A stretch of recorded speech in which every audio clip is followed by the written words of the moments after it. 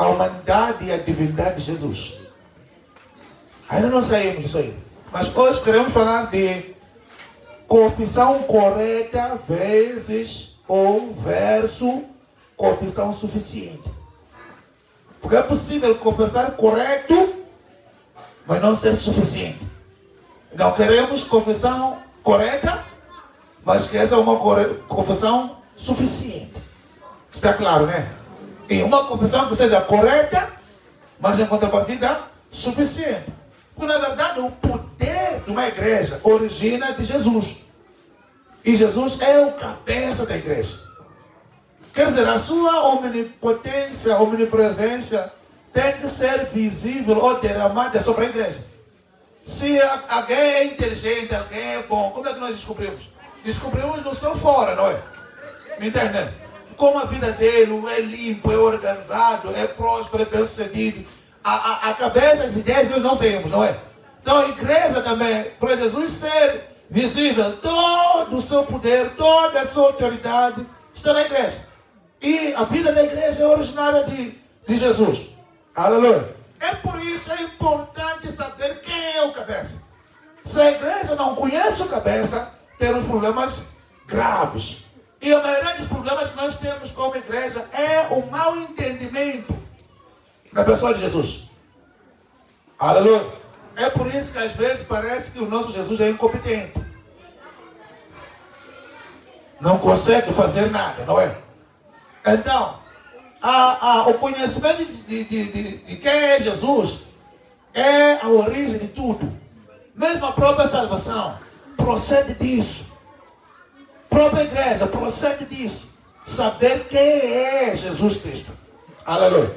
Então, vamos fazer nossa leitura nesse livro aqui. É uma narrativa muito simples. Uma narrativa muito simples. Marcos capítulo número 8, versículos 27 e 33, diz assim a palavra do Senhor. Jesus e seus discípulos partiram para os povoados nas cercanias de Cesareia de Filipe. No caminho, ele lhes inquiriu: quem dizem as pessoas que eu sou? Ao que eles informaram, alguns comentam que é João Batista, outros Elias, e ainda há quem afirme que és um dos profetas. Então lhes questionou: mas vós, quem dizeis que eu sou? E asseverando Pedro declarou: tu és o Cristo. Jesus, por sua vez, lhe recomendou que nada divulgassem a seu respeito. Então passou Jesus a ensinar-lhe que era imperioso que o Filho do Homem fosse vítima de muitos sofrimentos, viesse a ser rejeitado pelos líderes religiosos, pelos chefes dos sacerdotes e pelos mestres da lei. Então fosse assassinado para depois, 3 dias, ressuscitar. E Jesus falou sobre esse assunto de maneira clara. Mas Pedro, chamando-o em particular, começou a censurá-lo energicamente. Entretanto, Jesus voltou-se, olhou para seus discípulos e repreendeu severamente a Pedro, exclamando: para trás de mim, Satanás, pois não estás pensando na obra de Deus, mas sim nas ambições humanas. Esta é a palavra do Senhor. Então, hoje nós vamos falar de confissão correta versus confissão suficiente. Então, vamos começar. Confissão correta. É uma confissão que é certa a confissão, não é? É uma confissão que é certa. Aqui nós, quando lemos, temos uma narrativa que Jesus vai a um sítio perto de Cesareia de Filipe, não é? Ele está junto com os seus discípulos. E o verso 27 diz que Jesus lhes inquiriu, ou lhes perguntou, lhes questionou: que dizem as pessoas que eu sou? Qual é a versão das pessoas a meu respeito? Qual é a definição que as pessoas têm de mim? O que as pessoas acham que eu sou? Afinal, quem eu sou? Eles responderam, não é?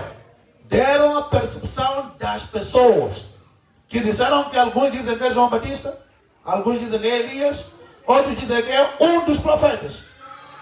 Aleluia. E depois, nós Por causa da aula que estamos a ter, vamos lá entender quem são essas pessoas. Olha que temos isso aí na Bíblia, que as pessoas chamam Jesus dessas coisas. Se nós vamos a ler o livro de Marcos, capítulo número 6, os versos número 14 a 16, vamos entender que mesmo Herodes, o rei, achava que Jesus fosse o João Batista. Agora, podemos ler isso, tem na Bíblia, são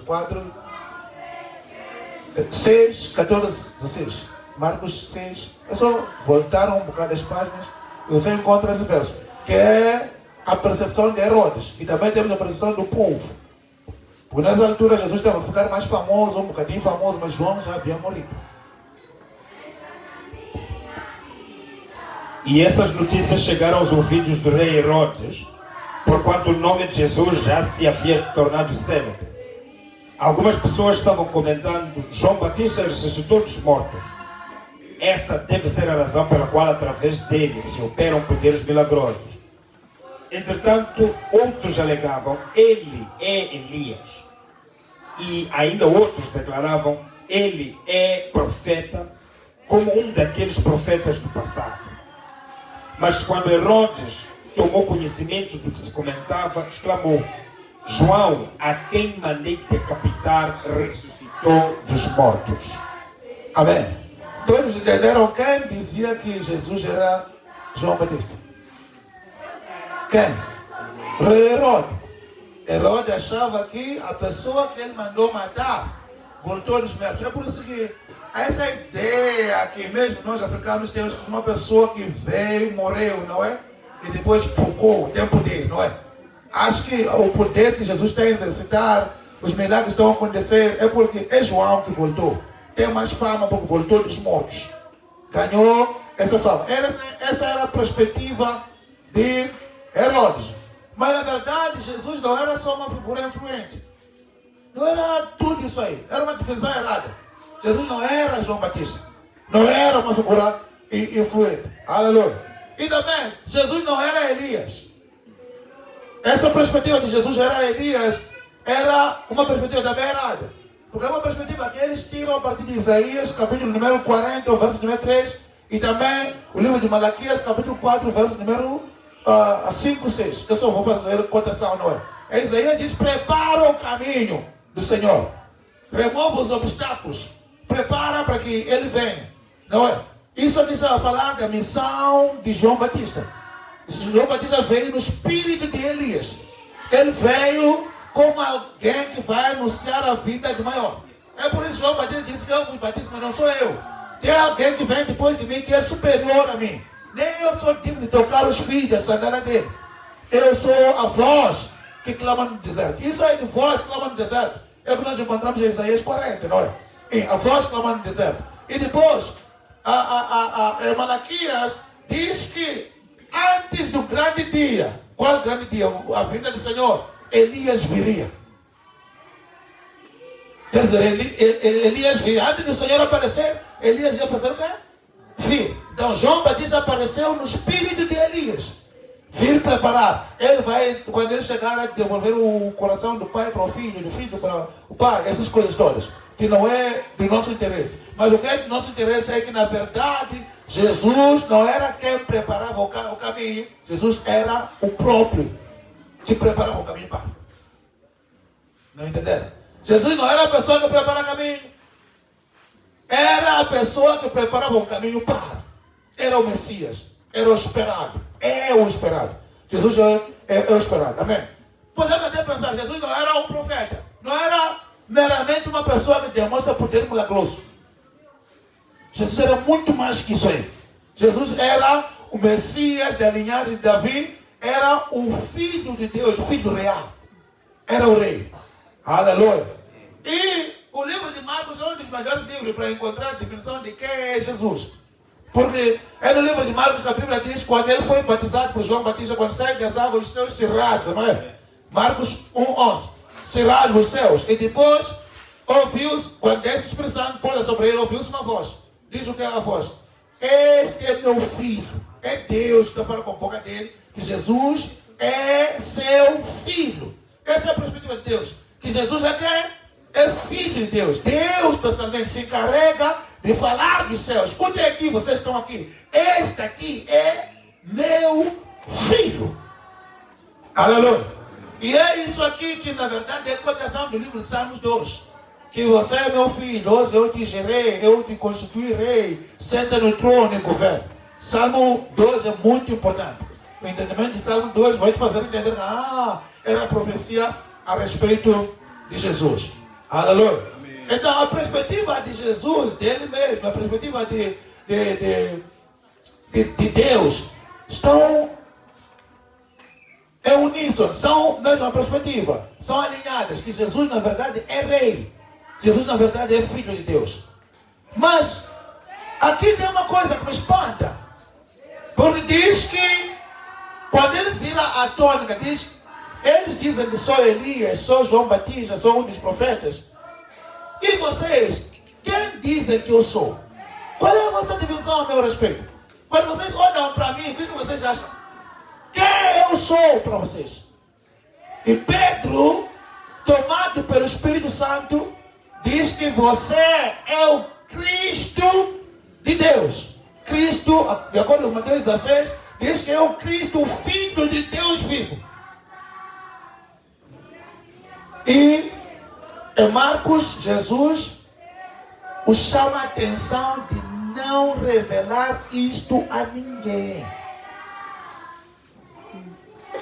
É um verso que por anos me atrapalhou. Como é que ele, vindo trazer o Evangelho, está a dizer que não pode se dizer ninguém essa confissão correta? Aqueles todos provamos aqui que eles chamaram a Jesus de uma maneira errada. Chamaram a Jesus de nome que não era dele. Deram a Jesus um título que não era dele. Mas Pedro, pelo Espírito Santo, ele deu uma confissão correta. Que este aqui é o Filho de Deus. E Jesus diz, fala nunca mais disso aí.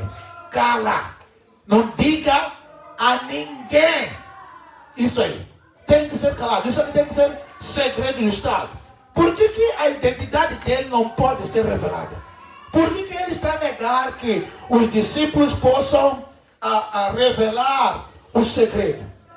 É que não havia, ainda não era tempo apontado para a identidade de Jesus ser revelada. Porque Jesus, quando veio aqui como ser humano, ele não veio como Deus, não veio como um filho de Deus, veio como um ser humano, pessoa, 100% homem. É por isso que a declaração de verdadeiramente ele é filho de Deus só aparece na cruz, quando morre. Depois de morrer, um centurião.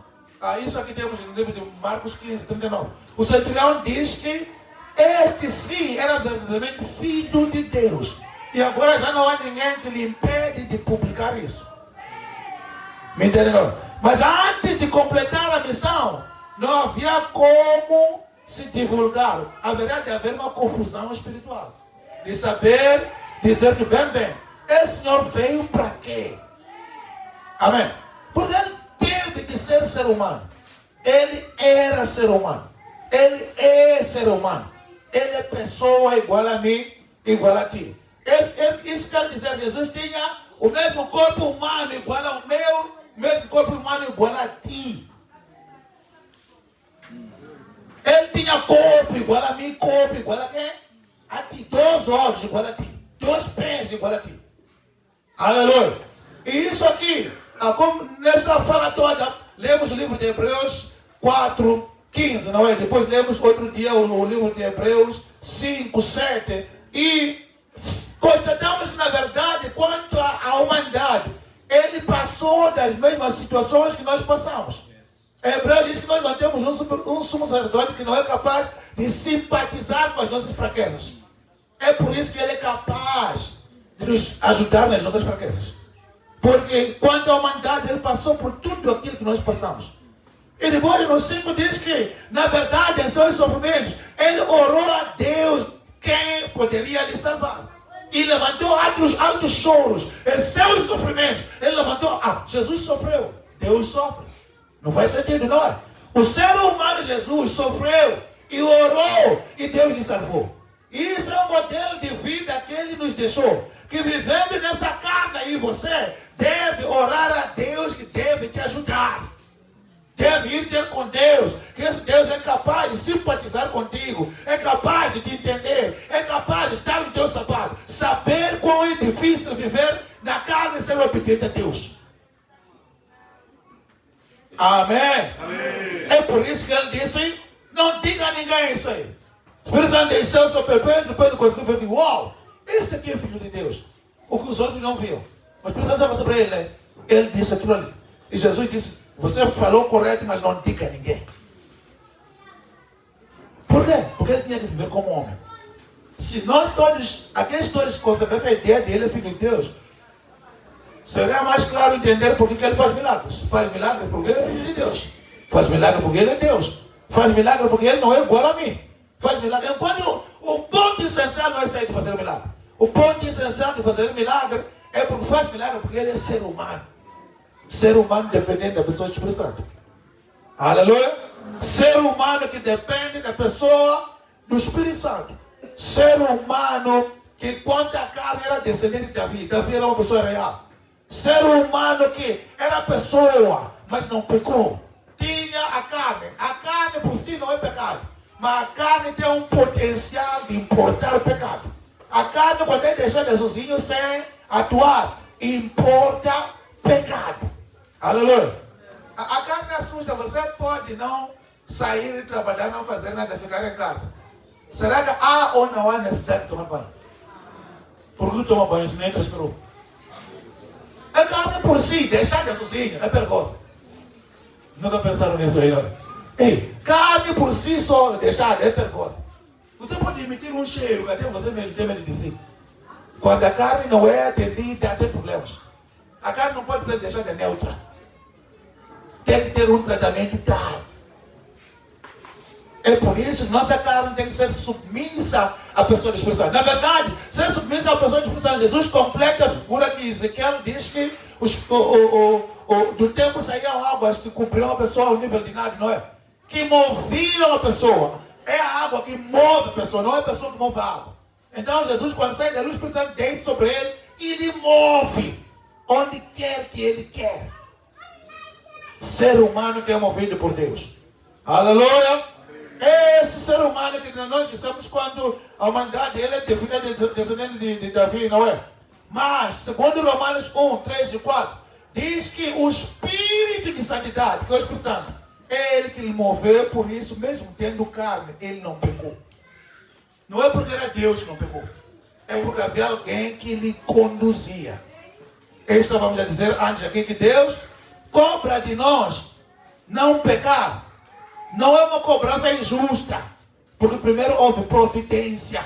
Essa providência é o Espírito Santo que quando ele me conduz, quando ele caminha comigo, ele me ajuda a caminhar na vida daquele que venceu a morte. Aleluia! E o pecado não tem poder em mim. Aleluia! E depois, a segunda parte da nossa leitura, de 31 a 33, nós encontramos a mesma pessoa que confessou correto a confessar o insuficiente. É aqui onde surge um bocadinho de confusão. Porque Pedro é a pessoa que os Espírito Santo tocou a dizer que Jesus é quem? É Cristo. De seguida, Jesus conta para eles: escutem aqui vocês. Eu terei que ir a Jerusalém. Serei perseguido pelos religiosos, os doutores da lei. Vão vir para cima de mim. Eles vão me arrastar, vão fazer sofrer e vão me matar. Mas depois de enterrado, no terceiro dia eu voltarei a viver. Eles já contaram isso aqui, não é? Depois de contar isso, sabe o que acontece? A Bíblia diz: Pedro, quem é Pedro? Nós estávamos juntos quando lemos o verso. Quem é Pedro? É aquele que confessou correto que ele é Cristo. Lhe puxa de lado. Começa a lhe repreender severamente. Não é repreensãozinha, é repreensão. É o que é isso que está dizendo? Que você vai sofrer, vai morrer. É o que é isso? Ele está a repreender a Jesus. E Jesus diz o que é para ele? Afasta de mim, Satanás. Não diz afasta de mim, Pedro. Diz afasta de mim, Satanás. Porque você não entende o plano de Deus. Você não pensa como Deus pensa. Você não vê nada da parte de Deus. Por quê? Na verdade, confissão correta, sem confissão suficiente, vira humanismo. Não me entenderam, não? Porque anima para todo mundo aquilo ali. Vira ideia humanística, não ideia divina. Confissão suficiente é qual? É possível a confissão suficiente quando se entende o propósito pelo qual Jesus veio para. É quando temos uma confissão suficiente. É correto aquele é filho de Deus. Mas fica suficiente quando você entende qual é a missão desse filho de Deus. Não sei se me entenderam. Aleluia! Então, tem que se entender o propósito de ele vir à terra. Qual é esse propósito? Cruz. Ele veio para morrer. Essa é a confissão correta, suficiente. Que tem que entender que ele veio aqui para morrer. Porque, na verdade, se nós não entendemos a cruz, não entendemos a imagem clara de quem é Jesus. Não entendemos a revelação completa de quem é Jesus. Ele veio aqui para morrer. Ele veio aqui para sofrer. Na verdade, estava falando da sua missão. Quando diz que eu hei de ir lá, vão me pegar aqui aí, vão me matar. 3 dias depois, eu voltarei a viver. Esta é a minha missão. Está falando da cruz. E Pedro, que não entende das coisas de Deus, não entende da missão de Deus, recebeu a revelação e confessou corretamente, mas o problema não era suficiente a confissão dele. Porque é possível as pessoas falarem uma coisa que na verdade não acreditam naquela coisa. Na verdade não entendem aquela coisa. Mas confessam. É aqui onde entra aquela história de pensamento positivo. Que a pessoa chega na igreja e diz, eu sou próspero. Depois terminou aí, não é? Não tem poder nenhum isso aí. Porque não é suficiente. É correta a confissão, mas não é suficiente. Para ser suficiente, tem que entender o propósito dessa palavra aí. A missão que essa palavra tem na minha vida. Entenderam, amados? Então, há necessidade de nós entender. Por exemplo, quando o apóstolo Paulo confessa a Jesus, quando ele confessa a Jesus, em todas as suas confissões de quem é Jesus, Jesus é rei, para Paulo. Paulo fala da cruz, fala da morte, fala da ressurreição, fala de todo o pacote. Não chega a dizer, ok, isto aqui te anima, mas esquece o sofrimento. Não. Traga todo o pacote, traga a missão de Jesus, traga por que ele teve que vir aqui, por que ele teve que vir a terra. Aleluia. E depois, essa porção começa a verso 31, diz, o Filho do Homem. É Jesus que está te dando um título que o quê? O Filho do Homem. Pedro disse Filho de Deus. E ele está dizendo o Filho do Homem. Vai ter que subir a Jerusalém para sofrer. O Filho do Homem. Essa expressão, o Filho do Homem, denota a missão dele. É Filho do Homem. Filho de Deus não pode morrer na cruz. Mas o Filho do Homem pode ser pendurado na cruz. Quem pode pegar Deus e colocar na cruz? Ninguém. Mas pode-se pegar o Filho do Homem e pendurar aonde? No madeiro. Então ele está falando do Filho do Homem. Filho do Homem que vai ser crucificado. Isso é o propósito da vida dele até. É o título que ele se dá. É ele dizendo com a boca dele que eu sou ser humano. Eu sou pessoa igual a vocês. Amém?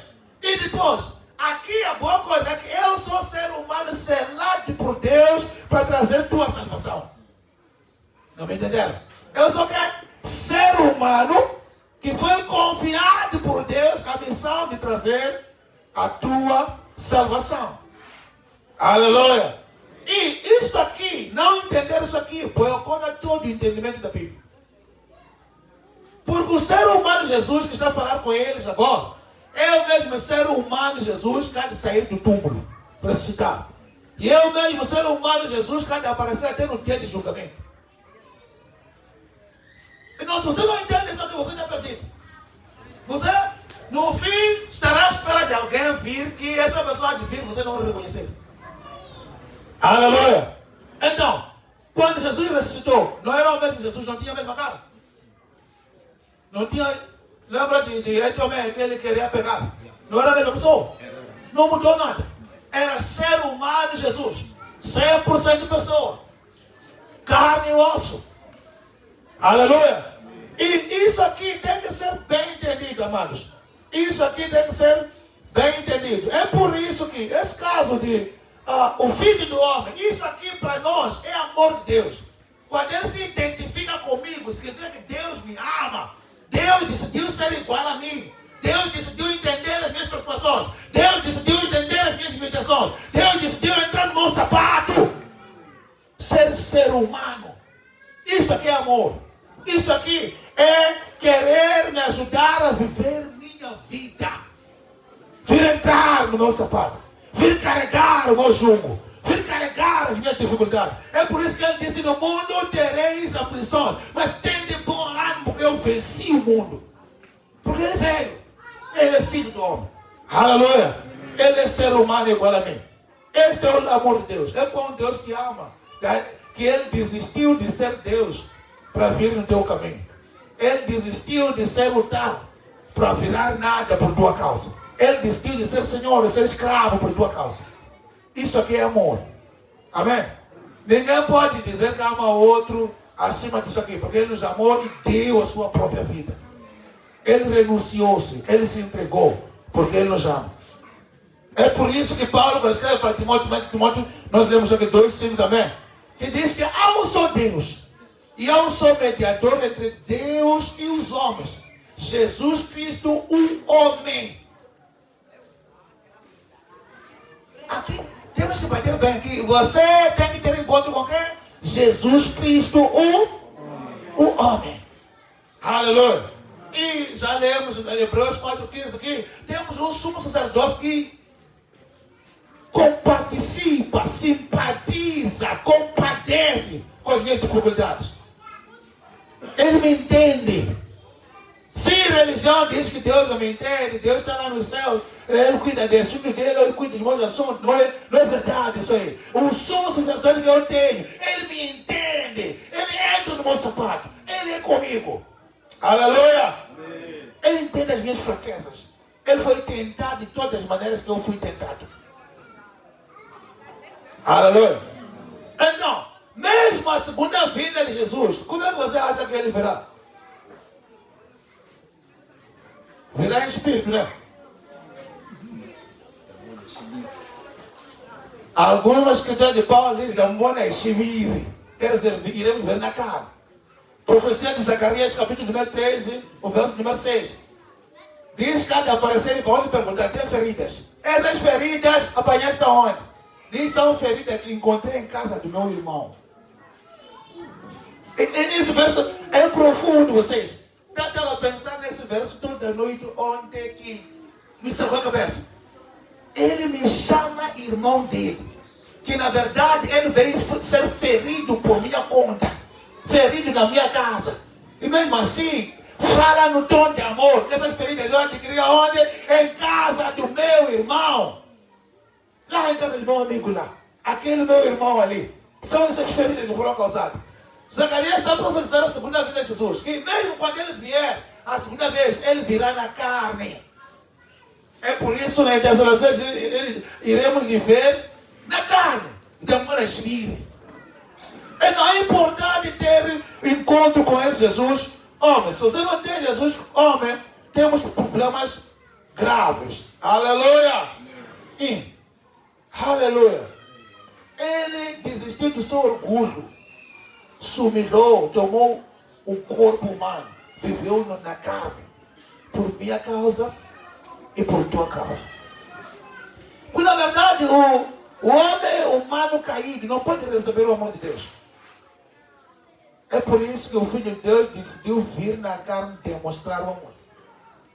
É por isso que Romanos 5:8 diz que eu ainda enterrado nos meus pecados, Cristo morreu por mim.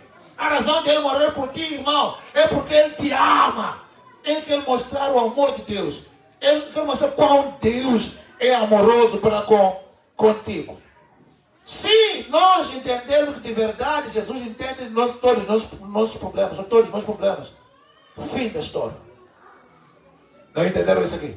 Posso repetir isso aí? Se de verdade você admitir que Jesus foi ser humano, entende todos os teus problemas, passou por todos os teus problemas, qual é o problema que será problema para ti? Não. Mas o senso que eu tenho que Deus é Deus, ele não entende. Ele nunca foi humano. É por isso que ele não entende o que estou passando. É por isso que ele não sente o que estou sentindo. Essa ideia que é cativadora, essa ideia que é opressora. Mas a ideia de livramento é que, na verdade, ele foi pessoa igual a mim, para mostrar amor. Então, todo o problema nas nossas vidas tem a ver com a acusação do inimigo. Tem a ver com a voz do inimigo. Tem a ver com as coisas que o diabo diz, que são contrárias àquilo que Deus fez. E nós aderimos a essas coisas. Agora nós devemos comungar com a palavra. Que ele veio sofrer por mim. Que eu não seja qualquer um. Aleluia. Então, na verdade, a confissão correta fada quando nega de aceitar a cruz. Fada a confissão correta quando não aceita o sofrimento de Jesus. Fada, e isso aqui na verdade vira humanismo. Tem muito movimento cristão que é um movimento humanista. Que na verdade não se vê Cristo vivo. Não se vive de Cristo. O amor de Deus não é tão real. É só uma questão de filosofia, confissão. Que a vida prática conta uma história totalmente diferente. Então, temos que reconhecer a obra da cruz. Quando entendemos a obra da cruz, entendemos Paulo em Gálatas 2 que foi crucificado com Cristo. E a vida que eu levo agora não é mais pela minha fé, é pela fé dele que se ofereceu por mim. Paulo está dizendo o quê? Está dizendo que na verdade eu deveria viver a vida de Cristo, não a minha vida. É difícil, só que não é para ser entendido. Devemos viver a vida de quê? De Cristo. Se Cristo não fadou, não como eu fadar. Se Cristo, na verdade, mostrou Deus à humanidade, eu tenho que mostrar Deus à humanidade. É por isso que ele disse para os discípulos, permite a luz dentro de ti, brilhar diante dos homens que eles vão glorificar teu Pai de onde? Quer dizer, ele veio aqui, todo mundo era um judeu qualquer que ele conhece. Mas cheio de Espírito Santo, viu? Esse ser humano aqui está curando uma outra pessoa. Esse ser humano comanda o negociante Pedro ir pescar um peixe que tem tanto dinheiro que vai alimentar ele, a família dele e todos aqueles daquela igreja. Uau! É esse ser humano aqui que não tem limitação de poder, não tem limitação de poder, não tem limitação de nada, nem de palavra, nem de sabedoria. Por quê? Porque ele é dependente da pessoa do Espírito Santo. Então eu e você temos que entender que nós não estamos fora. Porque uma das coisas que ele tinha é carne e osso, e eu tenho carne e osso. Qual é a outra coisa que eu preciso para ser igual a ele? É submissão à pessoa do Espírito Santo. E em todos os momentos, em todas as horas, serei agradável a Deus. Em todos os momentos, em todas as áreas, eu irei glorificar a Deus. Não importa onde eu vou, não importa onde eu trabalho, não importa que negócio eu faço, eu irei brilhar naquele lugar. Sabe por quê? Porque essa carne aqui não depende dessa carne aqui. Essa carne aqui representa alguém. E esse alguém é maior. É por isso que Paulo nos diz, nós somos embaixadores de Cristo na terra. Isso aí me mata também. Sou embaixador de quê? De Cristo na terra. Quando você faz negócio comigo, não faz negócio comigo, faz negócio com Cristo. Não entenderam vocês? Está fazendo negócio com quem? Sabe por que nós fazemos negócio? É que você que está fazendo negócio com aquela pessoa. Mas se você está cheio de Deus, e é Deus na dianteira de tudo, o resto fica mais simples. Porque a sua confissão de Ele é Cristo, aceita que Ele já fez, Ele já sofreu, Ele já se entregou. Aceita a cruz. Quando aceita a cruz, acabou. E aceitar a cruz para nós tem que ser bem entendido isso aqui. Tem a ver com a renúncia das minhas próprias capacidades, dos meus próprios ideais, e aceitar aquilo que Ele já fez por mim. Aleluia. Aleluia! Tem a ver com eu renunciar os meus ideais. Morrer para mim mesmo. Por mim, eu acho que eu fui nascer de uma família pobre e eu não terei nada.